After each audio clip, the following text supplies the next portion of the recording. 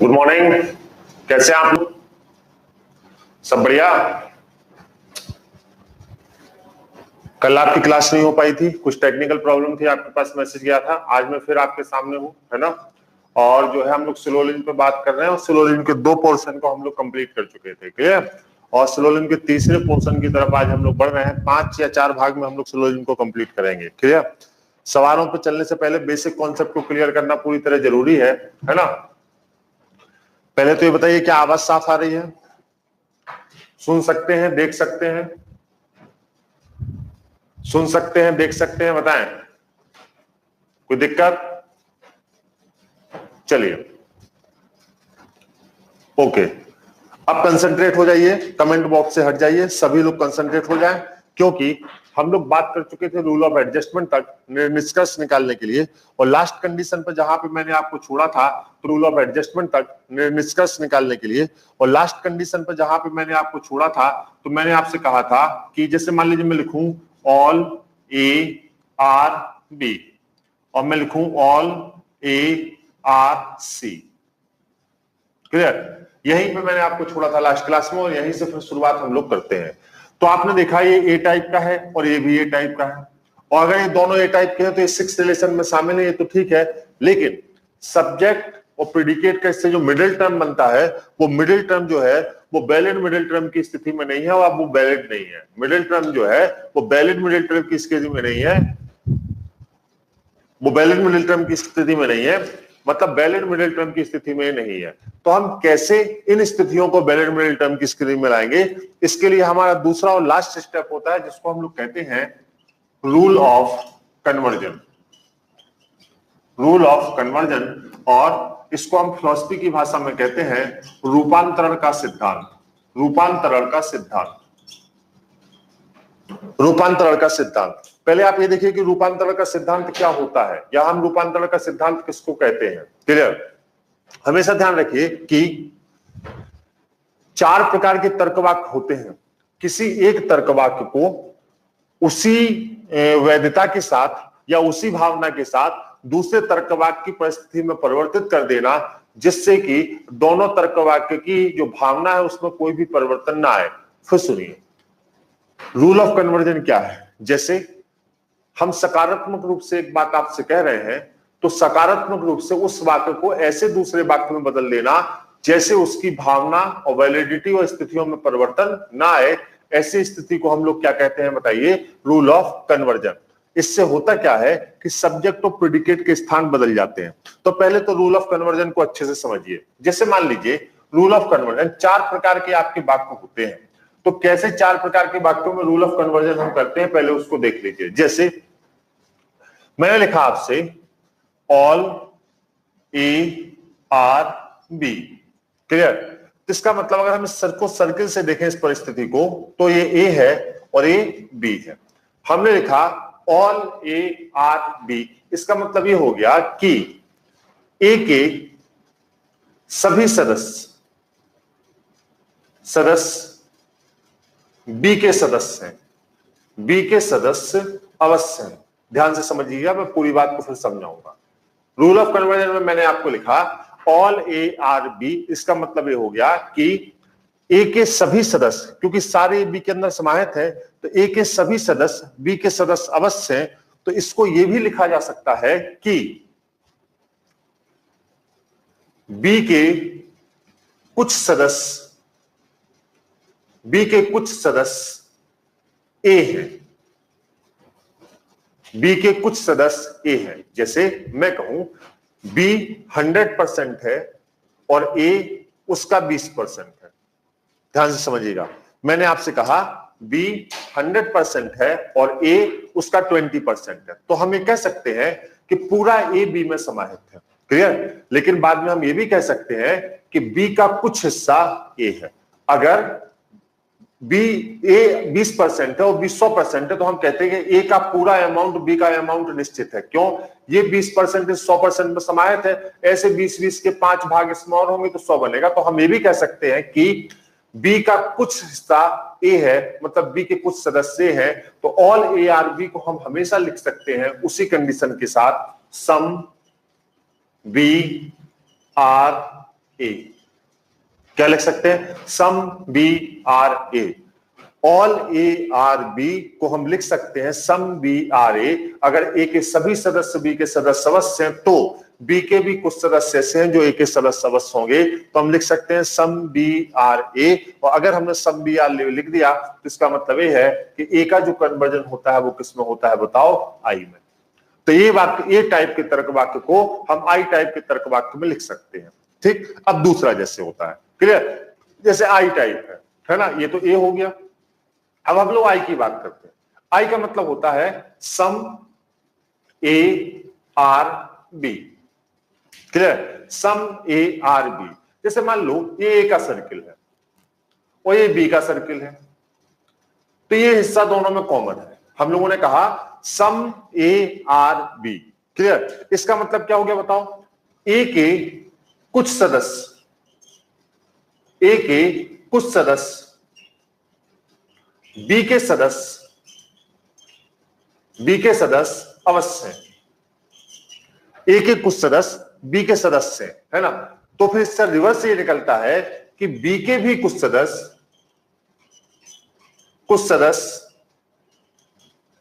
ए के सदस्य अवश्य हैं।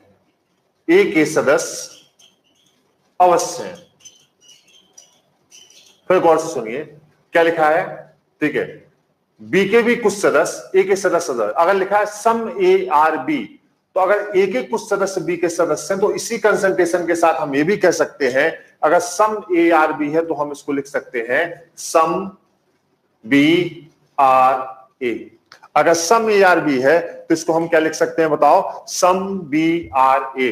अगर ए के कुछ सदस्य बी के सदस्य हैं तो बी के भी कुछ सदस्य ए के सदस्य हैं। आप लोग ये सोच रहे होंगे सर हमें कर क्यों रहे हैं? हमें इसलिए कर रहे हैं क्योंकि देखिए ऑल ए आर बी को जब आपने सम बी आर ए लिखा तो सब्जेक्ट और प्रेडिकेट ने अपने स्थान बदल दिए।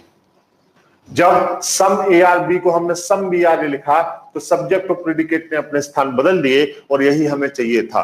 तीसरा जो होता है उसको हम कहते हैं ई टाइप का। क्या होता है? ई टाइप का। लेकिन यहाँ पे जगह इतनी कम है, हालांकि हम लोग लिख लेंगे। तो ई टाइप का जो होता है उसका हम लोग क्या कहते हैं बताओ? No A are B. क्या कहते हैं? No A are B. Clear? तो इसका मतलब ये ए का सर्किल है और ये बी का सर्किल है ना। तो ए का बी से, ना ए के सदस्य का बी के सदस्य से कोई संबंध है और ना ही बी के सदस्य का ए के सदस्य से कोई संबंध है। तो हमने कहा नो ए आर बी, तो इसी कंसंट्रेशन के साथ हम इसको लिख सकते हैं नो बी आर ए। अगर ए का कोई सदस्य बी का सदस्य नहीं है तो फिर बी का भी कोई सदस्य ए का सदस्य नहीं है, तो ई का कन्वर्जन ई में ही हो जाता है। फिर हमें क्या फायदा हुआ कि सब्जेक्ट और प्रेडिकेट ने अपने स्थान बदल दिए। और सबसे लास्ट जो होता है ओ, तो ओ का कन्वर्जन नहीं होता। ओ का कन्वर्जन नहीं होता। ओ का कन्वर्जन नहीं होता। तो कन्वर्जन जो टेबल है वो केवल आपकी 3 है। 3 कन्वर्जन आपके होते हैं। बताओ किस किस का? ए का कन्वर्जन किस में है? आई में। आई का कन्वर्जन किस में है? आई में। और ई का कन्वर्जन किस में है? ई में। और ओ का कन्वर्जन नहीं होता। हमें बस इतना याद रखना है कि अगर ए टाइप का कोई वाक्य है तो उसको उसी वैधता के साथ हम आई में परिवर्तित कर सकते हैं। अगर आई टाइप का कोई वाक्य है तो हम भी उसको आई में परिवर्तित कर सकते हैं। अगर ई टाइप का कोई वाक्य है तो हम उसको ई में परिवर्तित कर सकते हैं। तो बताओ ए का कन्वर्जन आई में। अगर लिखा है सम ए आर बी तो वहां से निष्कर्ष आराम से निकल सकता है। क्या इसमें निष्कर्ष समाहित है? क्या बताओ? सम बी आर ए। आई का कन्वर्जन किसमें है? आई में। तो अगर लिखा है आई का conversion some A are B तो उसको हम क्या लिख सकते हैं? Some B are A. और ई का कन्वर्जन किसमें है? ई में। अगर लिखा है नो ए आर बी तो लिख सकते हैं नो बी आर ए। और ओ का कन्वर्जन नहीं होता। ओ का कन्वर्जन नहीं होता। आप लोग ये बताइए क्या ये कन्वर्जन आपको समझ में आया कि नहीं आया और इसकी क्या उपयोगिता है वो मैं अभी 5 मिनट में आपको क्लियर करता हूं कि क्यों हमने किया है। ए का कन्वर्जन आई में, आई का कन्वर्जन आई में, ई का कन्वर्जन ई में और ओ का कन्वर्जन नहीं होता है। आप बताइए क्या ये चीजें आपको यहां तक स्पष्ट है कि नहीं है? बोलिए क्लियर है? बताएं। क्रिस्टल क्लियर है? Very good. तो हमें बस ये बेटा टेबल याद रखनी है, उन 6 रिलेशन के अलावा हमें इसको टेबल को भी याद रखना है। ए का कन्वर्जन आई में, आई का कन्वर्जन आई में, और ई का कन्वर्जन ई में, और ओ का कन्वर्जन नहीं होता। हाँ लिख रहे हैं, देखिए आशीष सिंह जी लिख रहे हैं ए को आई में कन्वर्ट किया जा सकता है लेकिन आई को ए में नहीं। हाँ बिल्कुल, ए को आई, देखिए ए को आई में कन्वर्ट किया जा सकता है लेकिन आई को ए में कैसे करेंगे? हम ज्यादा से हम 100% से 20% को प्राप्त कर सकते हैं लेकिन हम 20% से 100% को कभी भी प्राप्त नहीं कर सकते। ज्यादा से कुछ को प्राप्त किया जा सकता है लेकिन कुछ से ज्यादा को प्राप्त नहीं किया जा सकता। तो हम ए से आई को तो प्राप्त कर सकते हैं लेकिन आई से ए को प्राप्त नहीं कर सकते। क्लियर है ना? बताएं, समझ में आ गया? चलिए, क्लियर है? जो लोग बाद में जुड़े हैं, देखिए सब लोग हैं, जो लोग बाद में जुड़े हैं तो उस वीडियो को शुरू से देखेंगे तो उन्हें एक एक चीज समझ में आएगी। मैं ये कह रहा हूं, कन्वर्जन का मतलब ये होता है कि किसी तर्क वाक्य को उसी भावना के साथ ऐसे दूसरे तर्क वाक्य में व्यक्त कर देना जिससे दोनों की भावनाएं और सेंस और वैलिडिटी एक रहे लेकिन हमारा उद्देश्य पूरा हो जाए, क्योंकि जब तक हम सब्जेक्ट और प्रेडिकेट की जगह को नहीं बदलेंगे हमारे सवाल सॉल्व नहीं हो सकते। जैसे यहाँ पे लिखा है ऑल ए आर बी, तो हम उसको लिख सकते हैं सम बी आर ए। तो ए का कन्वर्जन किसमें? आई में। क्यों? अगर ए के सभी सदस्य बी के सदस्य हैं तो निश्चित रूप से बी के कुछ सदस्य कौन होंगे? ए होंगे। अगर ये 100% है और ये 20% है तो 100% का हिस्सा 20% है। यही हमने लिखा है, पूरा 20% 100% में समाहित है। ए के सभी सदस्य बी के सदस्य हैं लेकिन बी के कुछ सदस्य क्या है? ए है। सम ए आर बी, तो इसको अगर ए के कुछ सदस्य बी के सदस्य हैं तो हम लिख सकते हैं सम बी आर ए, कि बी के भी कुछ सदस्य ए के सदस्य हैं। तीसरा लिखा है नो ए आर बी, अगर ए का कोई भी सदस्य बी का सदस्य नहीं है तो हम लिख सकते हैं no B are A, B का भी कोई सदस्य का सदस्य नहीं होगा। और चौथा है ओ का कन्वर्जन नहीं होता। तो हमें बस इतना याद रखना है यहाँ पर कि ए का कन्वर्जन आई में, आई का कन्वर्जन आई में, ई का कन्वर्जन ई में, और ओ का कन्वर्जन नहीं होता। ओ का कन्वर्जन नहीं होता। अब आप बताइए क्या पूर्ण क्लियर हो चुका है आपको कि नहीं? सब लोग लिख सकते हैं क्लियर है, कहते हैं। चलिए आइए, क्लियर है? हाँ क्वेश्चन तो करवाएंगे ही यार, अभी पहले ये तो समझिए, अभी पहले क्वेश्चन करने की स्थिति में तो हम लोग आए तब तो क्वेश्चन करेंगे।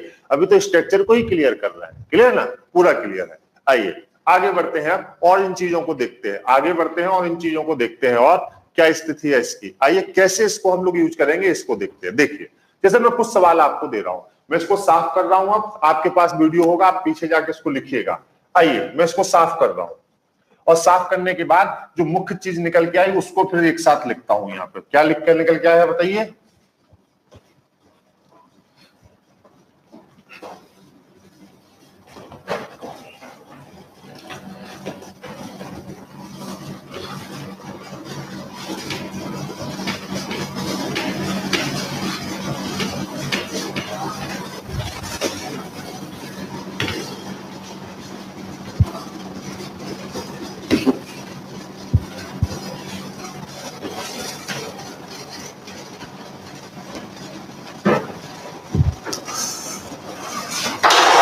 यहां पे लिखा है, देखिए आइए मैंने आपको यहां पे क्या निष्कर्ष निकाला?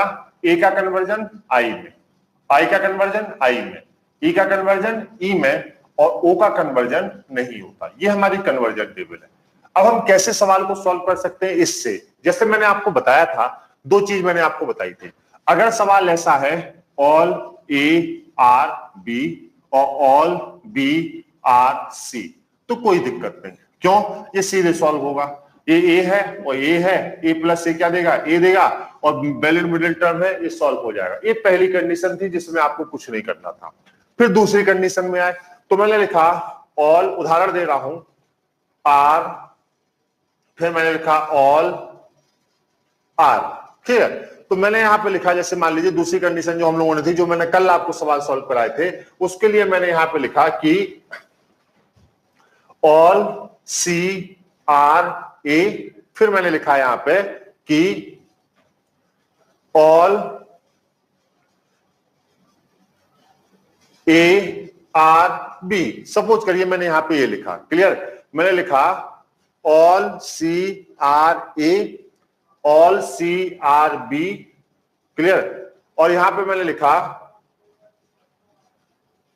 All B are A, clear. तो मैंने यहां पे लिखा ऑल सी आर बी।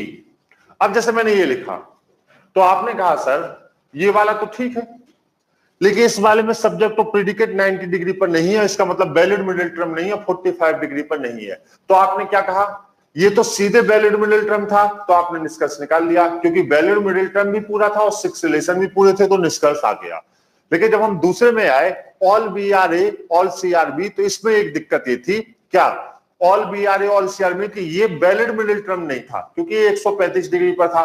तो 135 डिग्री के लिए आपने रूल ऑफ एडजस्टमेंट को लगाया, आसान है, ऊपर वाले तर्क भाग को नीचे करना है, नीचे वाले तर्क भाग को ऊपर। तो इसको जब हमने नीचे लिखा तो यहाँ पे क्या होगा, ऑल बी आर ए, और फिर आपने कहा जैसे रूल ऑफ एडजस्टमेंट लगा ये निष्कर्ष देगा, क्योंकि ये भी ये है और ये भी ये है, और ये प्लस से क्या देता है बताओ, ये देता है, और ये वैलिड मिडिल टर्म की स्थिति में आया, तो आपने लगाया रूल ऑफ एडजस्टमेंट। तो ये सीधे सीधे था, दोनों कंडीशन फुलफिल है। इसको आपने ऊपर नीचे करके, जिसको आपने तकनीकी भाषा में कहा रूल ऑफ एडजस्टमेंट, दोनों कंडीशन को पूरा किया। अब एक कंडीशन और थी तीसरी, जो सबसे जबरदस्त है, जिसके लिए कन्वर्जन किया, क्योंकि तीसरी कंडीशन में दोनों ही काम नहीं करेंगे। अगर सीधे सीधे काम हो जाता है तो कन्वर्जन की जरूरत ही नहीं है, लेकिन अगर सीधे सीधे काम नहीं होता है तो कन्वर्जन की जरूरत हमें पड़ेगी। और कन्वर्जन की जरूरत कैसे पड़ेगी वो मैं आपको यहाँ पे क्लियर करता हूं। आइए, कैसे कन्वर्जन की जरूरत आपको यहाँ पे पड़ रही है उसको मैं क्लियर करता हूं आपको। आइए, जैसे मैंने लिखा all A are B, clear. फिर मैंने लिखा ऑल ए आर सी। अब आप गौर से देखिए, ए प्लस ए रिलेशन तो देगा, कोई दिक्कत नहीं, लेकिन ए प्लस ए 6 रिलेशन में शामिल है, लेकिन ये देने की स्थिति में नहीं है, क्योंकि आप अच्छे से देख रहे हैं कि वैलिड मिडिल टर्म नहीं है। अब वैलिड मिडिल टर्म नहीं है तो आप इसको ऊपर नीचे करेंगे तब भी ये 90 डिग्री पर कॉमन रहेगा। ऐसी परिस्थिति जब आए तो हम लगाते हैं रूल ऑफ कन्वर्जन। अब देखिए, रूल ऑफ कन्वर्जन का मतलब ये होता है कि अगर ये किसी तरह यहां आ जाए तो हमारा काम हो जाएगा, है ना।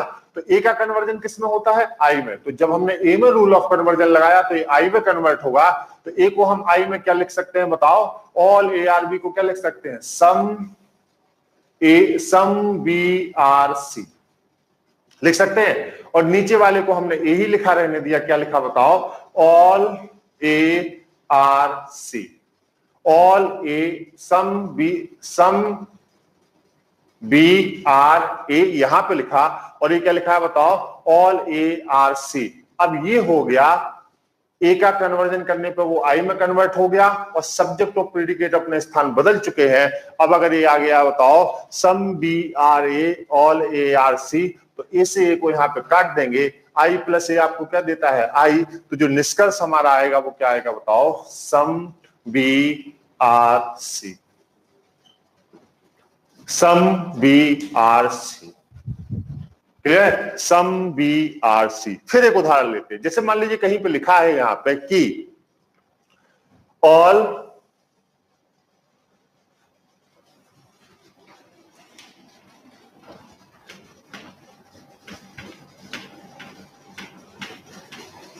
जैसे यहां पे कहीं पे लिखा है, यहां पे देखिए कि all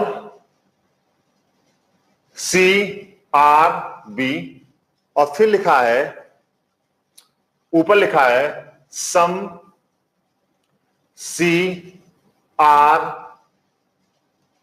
all C are B some C are A. अब जैसे दो कथन है तो हम देख रहे हैं कि ये आई है और ये ए है, आई प्लस ए 6 रिलेशन में शामिल है, यहां पे कोई भी दिक्कत नहीं है, क्लियर। आई प्लस ए 6 रिलेशन में शामिल है, यहां पे कोई भी दिक्कत नहीं है, लेकिन ये रिजल्ट नहीं देगा। तो रिजल्ट देने के लिए क्या करना पड़ेगा, आई का कन्वर्जन किस में होता है, आई में। तो अगर सम सी आर ए लिखा है तो इसको क्या लिख सकते हैं बताओ, सम ए आर सी। और यहां पे नीचे क्या लिख सकते हैं बताओ, ऑल सी आर बी। ये किस टाइप का है, आई, और ये किस टाइप का है, ए। और आई प्लस ए क्या देगा बताओ, आई देगा। तो अब बताओ ये देने की स्थिति में तो यहां पे क्या बचेगा बताओ, सम ए आर बी। तो हमारे यहां पे हो जाएगा निष्कर्ष सम ए आर बी, क्लियर। अब पहले आपके कमेंट पे आता हूं, आप अपनी प्रतिक्रिया दें कि स्थिति क्या है। आइए, क्या ये चीज आपको क्लियर हुई यहां पे? बताएं सर, आपका कोई सेपरेट बैच चले तो क्या मुझे आप बैंक की बात बाद में करेंगे। सर आपसे विनम्र निवेदन आप हिंदी में लिखें, सवालों पर आएंगे तो हिंदी में लिखेंगे। सर मुझे आपकी रीजनिंग बहुत बेस्ट समझ में आ रही, thank you and message, but ये क्या लिखा है? बहुत अच्छे से समझ में आया, सुंदर। हाँ, वेन डायग्राम से इंद्रनाथ झा जी पूरे सवाल नहीं होते हैं, क्लियर है। जो लोग कहते हैं हिंदी में बताओ, जैसे लगता है कि एकदम इंग्लिश त्याग दी है। अरे सभी ए बी है और सभी ए सी है, ए को कुछ भी मान लीजिए, सभी भारतीय अच्छे हैं, सभी भारतीय अमेरिकन है, कुछ भी मान लीजिए। अब ऑल उसमें लिखा है, उसमें भी हिंदी में, अभी सवाल हिंदी में लिखेंगे, परेशान मत होइए। बताइए, आइए और बताएं, कॉन्सेप्ट समझ में आया कि नहीं? कन्वर्जन क्यों करते हैं ये बताइए, बोलिए। अभी मैंने 2 कथन नहीं दिया और प्रभात गुप्ता जी कह रहे हैं अगर 3-4 कथन दिए गए हों तो। अभी पहले 2 तो पढ़ना शुरू कर लीजिए, अभी तो सवालों पे आई ही नहीं, अभी तो बेसिक पढ़ लीजिए पहले। बताइए,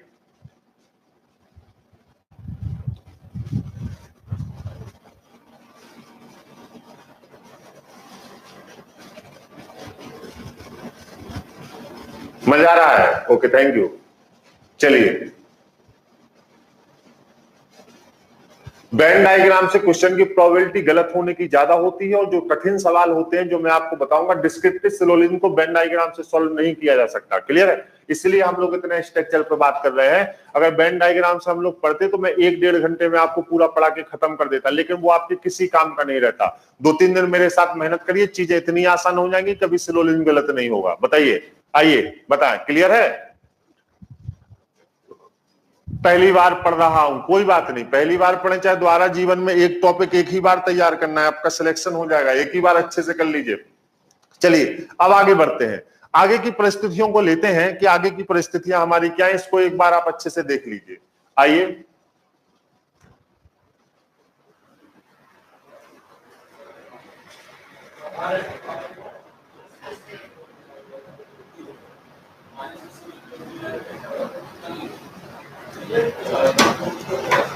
प्लस भी हो सकता है, माइनस भी हो सकता है। तो प्लस की स्थिति में वैल्यू जो है हमारे पास, प्लस की स्थिति में हमारी वैल्यू जो है वो बढ़ के दिखती है, बढ़ के आती है, और माइनस आया तो वैल्यू हमारी क्या होती है, घट के आती है।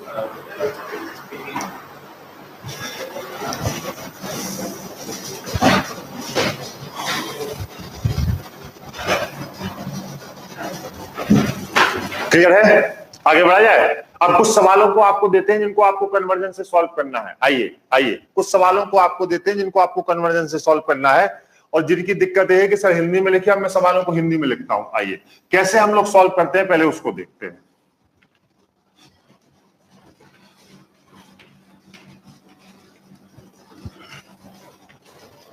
धीरे धीरे समझते हैं, चिंता मत करिए। आइए, कन्वर्जन एक निष्कर्ष है, कन्वर्जन भी एक निष्कर्ष है। कैसे करते हैं मैं आपको बताता हूं। कन्वर्जन टेबल क्लियर हुई, कुछ सवालों को लिखते हैं। क्या बताओ? ए का कन्वर्जन आई में, आई का कन्वर्जन आई में, ई का कन्वर्जन ई में, और ऊ का कन्वर्जन नहीं होता। ये कन्वर्जन टेबल है आपकी। आइए, इसकी परिस्थिति और स्थितियां क्या है उनके विषय में आप बात करते हैं। जैसे मान लीजिए मैं कुछ सवालों को लेता हूं, यहां पे मैंने लिखा है जैसे क्लियर कन्वर्जन में यहां पर कि मैंने लिखा है यहां पर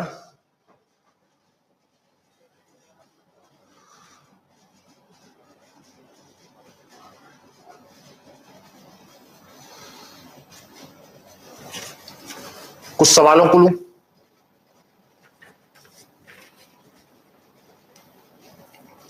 चलिए, मैंने लिखा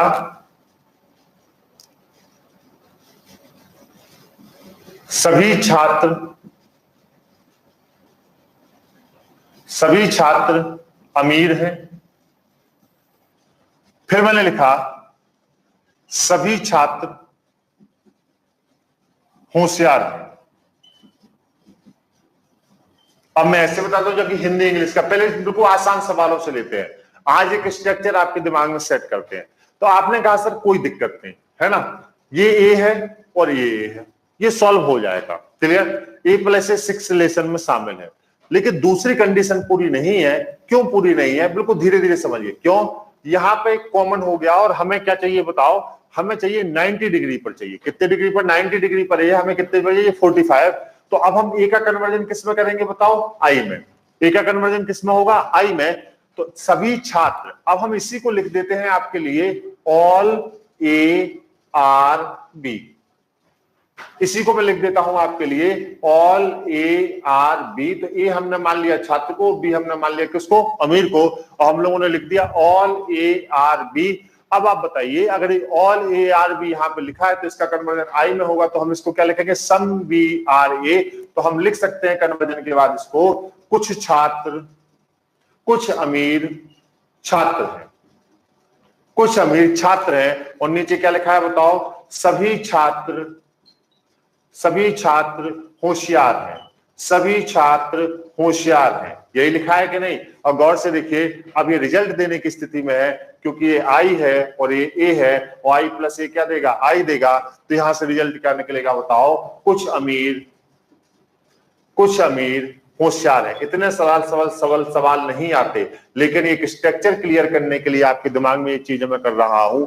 क्या आप बताइए, क्या ये चीज आपको यहां तक क्लियर हुई है कि नहीं हुई है? पहले क्लियर करें, बताइए। क्लियर? हाँ। क्या है? कुछ अमीर होशियार है, ये बात क्लियर हुई। क्या आपको हिंदी में लिखी हुई चीजें आप समझ में आ रही है? हाँ, कुछ अमीर होशियार है। क्लियर है? तो इससे आपको ये भी क्लियर हो गया कि कन्वर्जन कैसे होता है और कन्वर्जन में हम क्या कर रहे हैं, है ना? ये चीजें आपको यहां पे धीरे धीरे क्लियर हो, तभी हम लोग आगे बढ़ सकते हैं।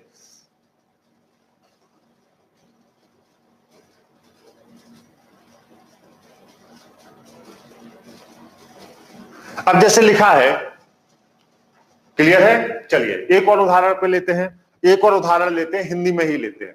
साफ कर दूं इसको, ये क्लियर है? समझ आ गया? Okay, thank you. एक और उदाहरण करते हैं। हमारा अंतिम उद्देश्य है, पहले हम ये सीखते हैं कि हमें सवालों के पूरे स्ट्रक्चर को समझना कैसे है। अभी हम लोग सवाल नहीं लगा रहे हैं, इसलिए हम लोग कथन और निष्कर्ष दोनों नहीं लिख रहे हैं, केवल कथन को सॉल्व करना आपको बता रहे हैं। जैसे एक सवाल हम लोग यहां पे लेते हैं, मैंने कहा यहां पर कि, मैंने यहां पे कहा कि दूसरा है, मैंने लिखा कुछ भारतीय दयालु। ध्यान से सुनिएगा। और फिर नीचे मैंने लिखा कोई भारतीय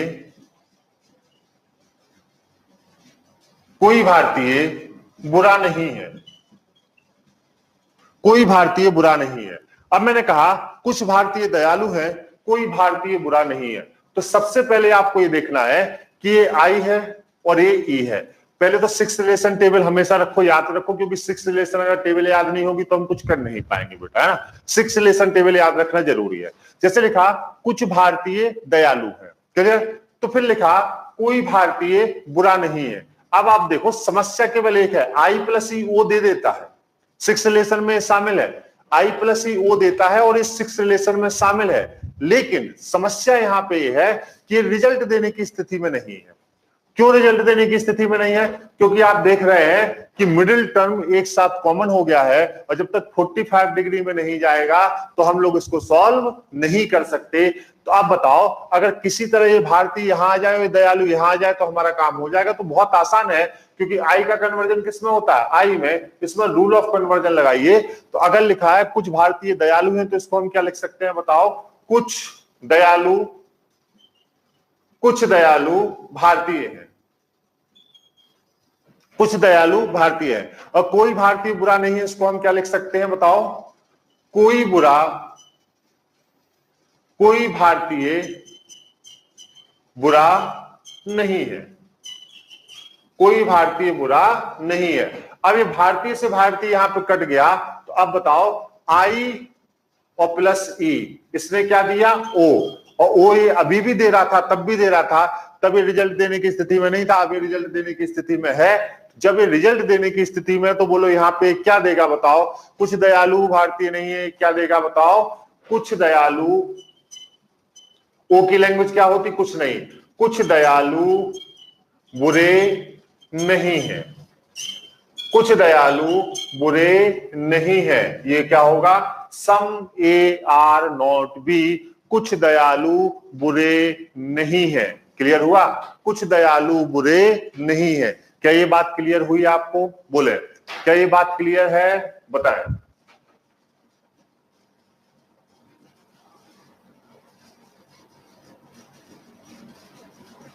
क्या ये बात क्लियर है? बोले।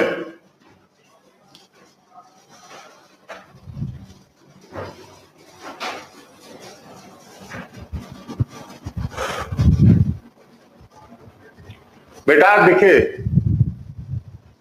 कुछ दयालु बुरे नहीं है, सही है। तो इसका मतलब मैं मान के चल रहा हूं कि अब आप लोगों को रूल ऑफ कन्वर्जन समझ में आ चुका है। बोलिए, रूल ऑफ कन्वर्जन समझ में आ चुका है। तो स्टेटमेंट को सॉल्व करने के दो तरीके होते हैं। क्या? रूल ऑफ कन्वर्जन, और रूल ऑफ कन्वर्जन स्वयं में ही निष्कर्ष होते हैं। रूल ऑफ कन्वर्जन स्वयं में ही निष्कर्ष होते हैं। अब हमें पूरे स्ट्रक्चर को एक बार में ये देखना है कि हम इसको सॉल्व कैसे करते हैं। रूल ऑफ कन्वर्जन स्वयं में ही निष्कर्ष होते हैं। फिर सुनिए, रूल ऑफ कन्वर्जन से जो निकले हैं वो स्वयं में ही निष्कर्ष होते हैं। जैसे, क्या मैं इसको साफ करके आपको और अच्छे से इन चीजों को समझा सकता हूं कि कन्वर्जन का कितना उपयोग आपके सॉल्व करने में है? आइए मैं समझाता हूं आपको कैसे। मैं समझाता हूं कन्वर्जन का कितना उपयोग, आपकी कितनी उपयोगिता आपके इन सवालों में कन्वर्जन की है। आइए, इसकी पूरी उपयोगिता को मैं समझा रहा हूं अभी आपको, क्या ऐसे को ऐसे कैसे करना है और कितना इसका जो है उपयोग आपके कन्वर्जन में है। आइए,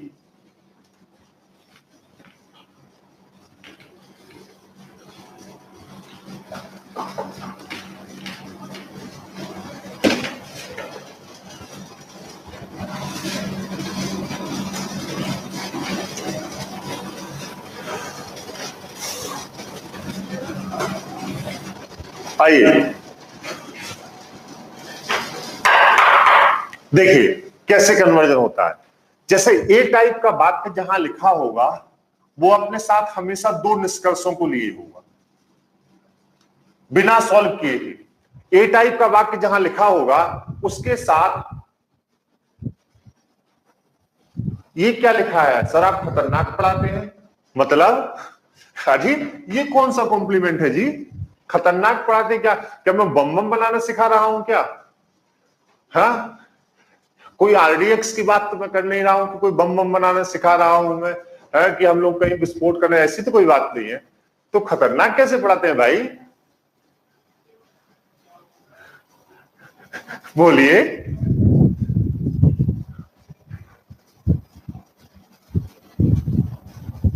अच्छा, खूब मजा ले रहे हैं आप लोग, है ना? चलिए चलिए, अब आप प्लीज यहां आइए। देखिए, बहुत महत्वपूर्ण बात आपको बताने चल रहा हूं, बहुत आराम से सीखेंगे हम लोग, कुछ नहीं, बहुत आराम से सीखेंगे। आइए, ए हमेशा अपने साथ दो निष्कर्षों को लिए होता है अपने मन में। इसको हम कहते हैं मन की बात। अब आपको देसी भाषा में पढ़ाते हैं, कभी नहीं भूलेंगे। इसको हम लोग क्या कहते हैं? मन की बात। मन की बात कैसे? ए के मन में हमेशा दो बातें होती हैं, ए के मन में हमेशा दो बातें रहेंगी। मतलब ए अपने साथ दो निष्कर्षों को लिए रहेगा। जैसे अगर हमने लिखा ऑल ए आर बी, तो यहां से दो चीजें निकलेंगी। क्या? सम बी आर ए, क्योंकि ए का कन्वर्जन किसमें? आई में। अगर हम सम बी आर ए लिख दिए तो यहां पे लिख सकते हैं सम ए आर बी, क्योंकि ये दोनों तो एक ही बात है। तो ए के साथ हमेशा दो निष्कर्ष चलते हैं, ए के साथ हमेशा दो निष्कर्ष चलते हैं। आई के साथ हमेशा एक निष्कर्ष चलता है, आई के साथ हमेशा एक निष्कर्ष चलता है। ये बिना सॉल्व किए ही निश्चित होता है। कैसे? अगर मान लीजिए लिखा है सम ए आर बी, तो इसका मतलब ये लिखा ही हुआ है यहां पे some B are A, some B are A. तो ए के साथ दो निष्कर्ष, आई के साथ एक निष्कर्ष हमेशा चलता है, वन लिखा है ए, और ई के साथ एक निष्कर्ष हमेशा रहेगा। जैसे लिखा है नो ए आर बी, तो कोई बात नहीं, इसका मतलब ये लिखा है नो बी आर ए। तो देखो, ए के साथ दो निष्कर्ष, आई के साथ एक निष्कर्ष, ई के साथ एक निष्कर्ष, ये बिना सवाल को हल किए ही होते हैं। ये मन की बात है। ए के मन में दो बातें हमेशा होंगी ही।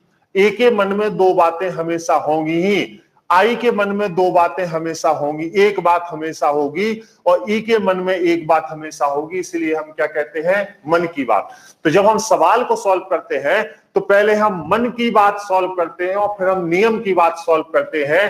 तो ये तो हो गई मन की बात, और फिर बताओ क्या है, नियम की बात। तो नियम की बात दो है, क्या, रूल ऑफ एडजस्टमेंट और रूल ऑफ कन्वर्जन। क्लियर। मन की बात को टेक्निकल भाषा में कहते हैं इंडिविजुअल कन्वर्जन, इंडिविजुअल कन्वर्जन या सीधे निष्कर्ष प्राप्त करना। और नियम की बात का मतलब सॉल्व करने को हम कहते हैं नियम की बात। जब कोई भी सवाल हमारे साथ आता है तो पहले हम मन की बात से सॉल्व करते हैं और उसके बाद हम नियम की बात से सॉल्व करते हैं। जैसे एक सवाल की पूरे स्ट्रक्चर से मैं आपको समझाता हूं कैसे हम इन सवालों को सॉल्व करते हैं। क्लियर। जैसे ये चीज आपको समझ में आई तो मैं एक स्ट्रक्चर आपको बनाऊं। क्लियर। बोलिए, इतनी बात आपको समझ में आ गई है, बताएं तो आगे बताएं, बढ़े हम लोग।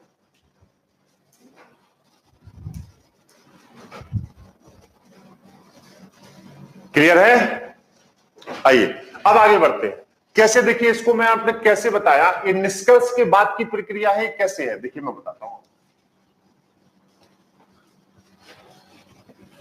जैसे अब मैं पूरा एक सवाल लिखता हूं और मैं बाद में आपको बताऊंगा कि वो सवाल आपसे पूछा कहां गया है, और आपको पहले सॉल्व कराता हूं कि कैसे सॉल्व करना है। अब हम लोगों ने क्या पढ़ा बताओ, ए हमेशा कितने निष्कर्ष देगा, 2, आई कितना देगा, 1, 1, और ई कितना देगा, 1, और ओ हमें कोई भी निष्कर्ष नहीं देता।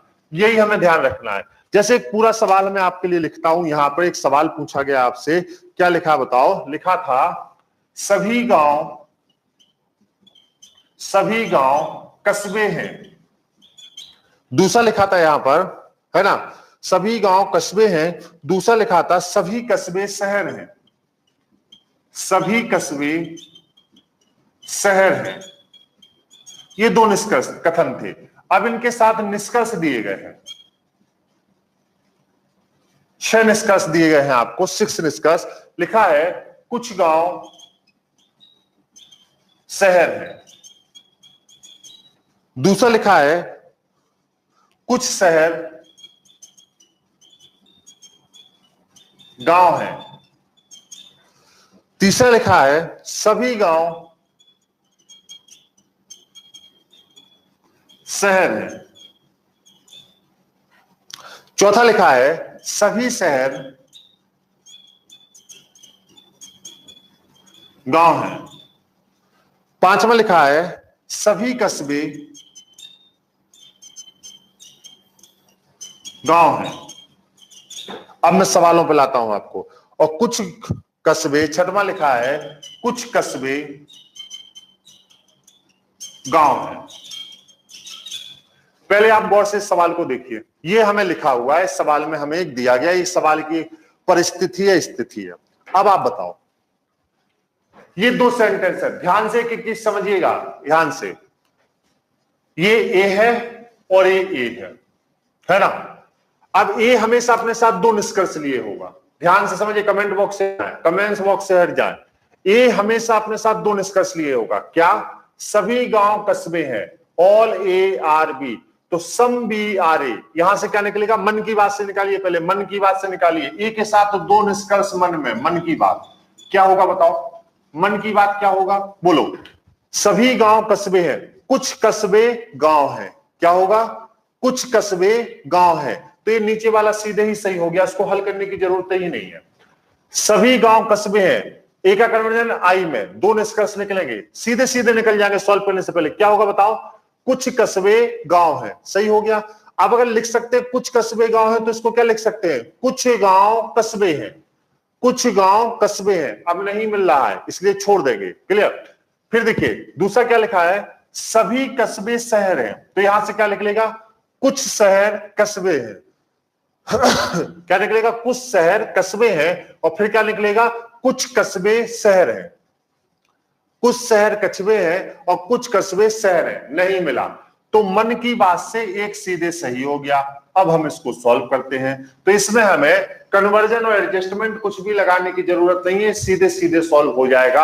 आप बताओ a प्लस ए हमें क्या देगा, a देगा, और जब a देगा तो हम a देने की स्थिति में है, तो ये क्या देगा, यहां से क्या निकलेगा बताओ, सभी गांव शहर है, सभी गांव शहर है, मिला, ये सीधे सीधे सही हो गया, सभी गांव शहर है, हो गया कि नहीं। अब फिर देखिए, अब ये ए है तो ये अपने साथ एक आई लिए होगा कि नहीं, क्या इसको क्या लिख सकते हैं, कुछ शहर गांव है, लिख सकते हैं कि नहीं आई, और फिर इसको भी लिख सकते हैं, क्या बताओ, कुछ गांव शहर है, क्योंकि जहां जहां ये होगा वहां पे दो लोग, उसके दो मन की बातें हमेशा होंगी। सभी गांव शहर है, कुछ शहर गांव है और कुछ गांव शहर है। अब बताओ, कुछ गांव शहर है ये सही हो चुका है, और कुछ शहर गांव है ये सही हो चुका है। अब आप बताइए, पहला, दूसरा, तीसरा और छठवां सही है, 1 2 3 और 6 क्या होंगे, सही हो जाएंगे। आप बात बताइए, 1 2 3 6 सही है कि नहीं, इसमें आपको बताइए कोई दिक्कत है। अब आप बताइए, समझ में आया कि नहीं आया, बोलिए, क्लियर है।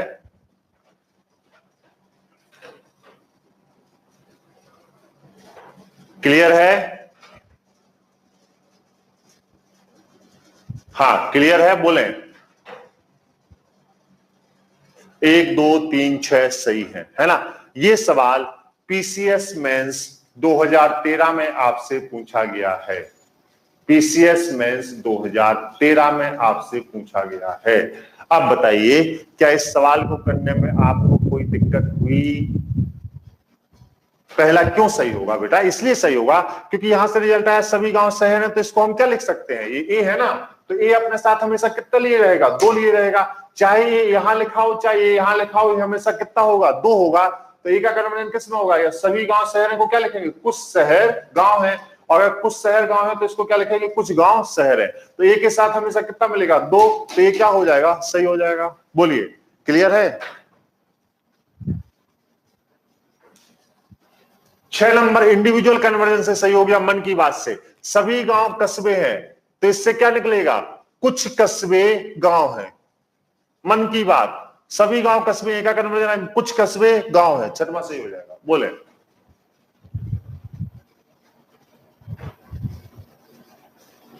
अब आपको सिलोलिज में 3 दिन में हलवा कर दूंगा, बिल्कुल हलवा, कभी गलत नहीं होगा। तो अगले 2 दिन में ऐसे ऐसे सवाल सॉल्व कराने वाला हूं कल आपको, 3 स्टेटमेंट, 4 स्टेटमेंट, 6 स्टेटमेंट, मजा आ जाएगा आपको। पहले बताओ बेसिक क्लियर है कि नहीं, ये गोला बनाना छोड़ो, गोला बनाना गोला देना दोनों छोड़ो, गोला से काम नहीं होगा।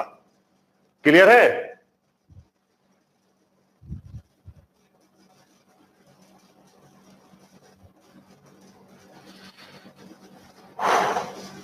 क्लियर हुई बात। चलिए कुछ और सवाल लगाते हैं, कुछ और सवाल हल करते हैं, तो जो है ओके, कुछ और सवाल सॉल्व करते हैं, आइए, तब आपको और क्लियर होगा। तो देखो, पहले मन की बात और फिर नियम की बात, पहले मन की बात और फिर नियम की बात। आइए अब कुछ सवाल सॉल्व करवाते हैं आपको, धीरे धीरे बढ़ते हैं आगे, कुछ सवाल और सॉल्व कराता हूं आपको, आइए कैसे देखते हैं। लिखा है,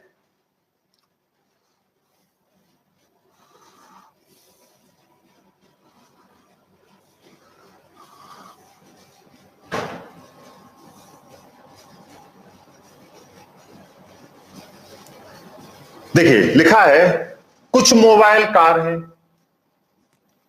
कुछ मोबाइल कार हैं, एसएससी सीजीएल में पूछा गया प्रश्न है, कुछ मोबाइल कार हैं। पहले धीरे धीरे करते हैं, फिर धीरे धीरे आगे बढ़ते हैं। फिर लिखा है, कोई मोबाइल ट्रक नहीं है, कोई मोबाइल ट्रक नहीं है। निष्कर्ष है, निष्कर्ष है, कुछ कार ट्रक नहीं है,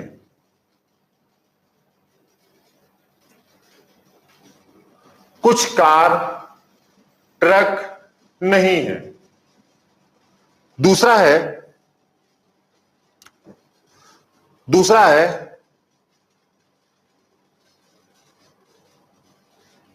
कोई कार ट्रक नहीं है। तीसरा है, मैं बताता हूं, तीसरा है थ्री स्टेटमेंट, थ्री कर, कुछ कार मोबाइल है,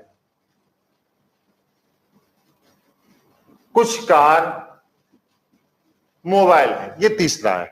अब आप मुझको एक बात बताइए कि जैसे ये है, अब हमें इसको सॉल्व करना है, तो पहले तो देखो मन की बात समझ लो, है ना। पहले देखते हैं मन की बात की स्थिति क्या है। क्या लिखा है बताओ? कुछ मोबाइल कार है, तो आई का कन्वर्जन किस में होगा? आई में। तो इसके मन से क्या निकलेगा? कुछ कार मोबाइल है, तो ये सीधे सही हो जाएगा। कुछ, हाँ पहले समझ लो, अब गलत नहीं होगा बेटा, समझो, 2 दिन और साथ रहो, कभी से लोग गलत होगा। कुछ मोबाइल कार है, एकदम मैथमेटिकल, तो यहां से क्या निकलेगा? आई, आई अपने मन में कितनी बात लेके चलता है? एक। आई का कन्वर्जन आई में, कन्वर्जन ही निष्कर्ष है, कन्वर्जन ही निष्कर्ष है, बस ये सोच लो, कन्वर्जन मतलब निष्कर्ष। अगर किसी चीज का कन्वर्जन है तो वो निष्कर्ष है। कुछ मोबाइल कार है मतलब कुछ कार मोबाइल है, ये सही हो गया। अब कोई मोबाइल ट्रक नहीं है, ई का कन्वर्जन इन में, इसका मतलब कोई ट्रक मोबाइल नहीं है, ये नहीं दिया गया है।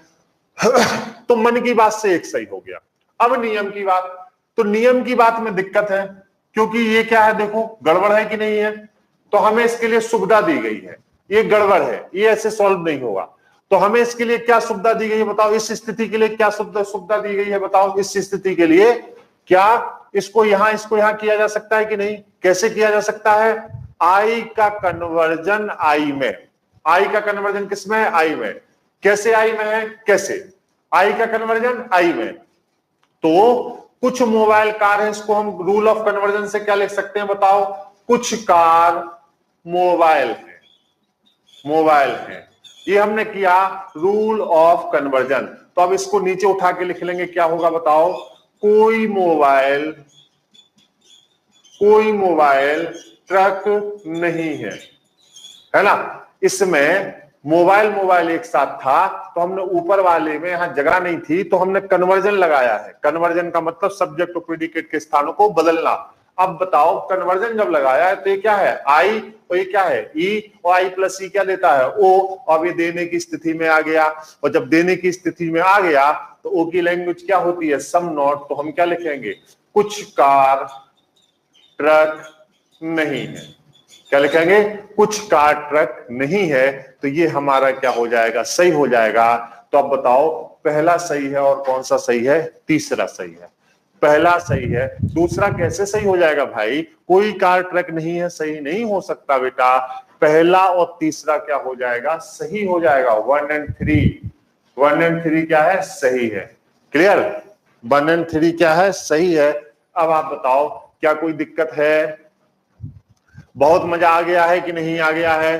धीरे धीरे पढ़िए। क्लियर? कोई एकदम हड़बड़ाने की जरूरत नहीं। डेली की क्लास को डेली स्लोली में रिवाइज करिए। ज्यादा से ज्यादा क्या होगा? 1-2 दिन लग जाएगा, कोई बात नहीं, आप अच्छे से पढ़िए। क्लियर है? अब आप पहले बताइए, क्या इतना मामला क्लियर है कि नहीं है? बोलिए, इतना मामला क्लियर है कि नहीं है? बताएं।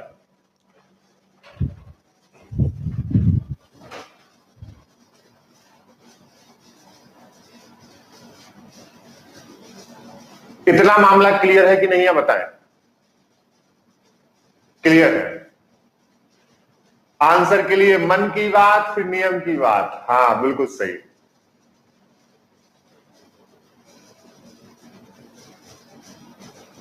चलिए, अब देखिए, आज आपको क्या करना है, यहां तक जिन्होंने वीडियो नहीं देखे, पहले वीडियो से 3 वीडियो आप देख लेने हैं, क्योंकि कल की क्लास जो है वो जबरदस्त क्लास है ना।